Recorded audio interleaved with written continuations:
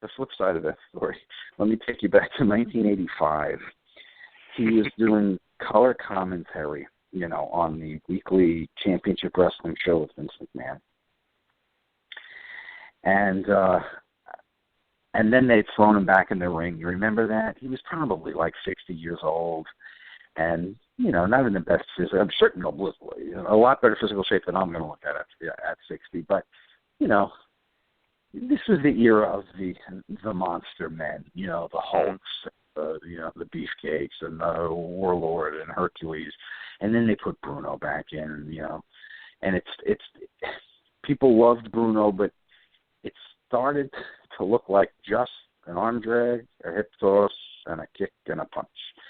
And, so I sat at a Speedy Muffler King somewhere in central Jersey where I went to meet Bruno. Bruno was going to be there. So a little clipping in the bottom, maybe an eighth of a newspaper page ad.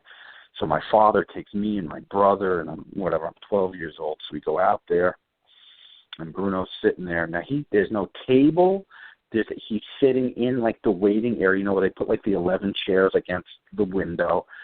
And he's just sitting there with his box of WWF black and white pictures of him and Vince standing there holding the microphone. And we got our picture signed, and my dad decided he was going to get a new muffler or whatever the hell, some brakes or whatever, so it was going to take like 2 hours. So we sat and we were waiting for the car, and we sat next to Bruno for the whole time. And about 7 people came in the 2 hours.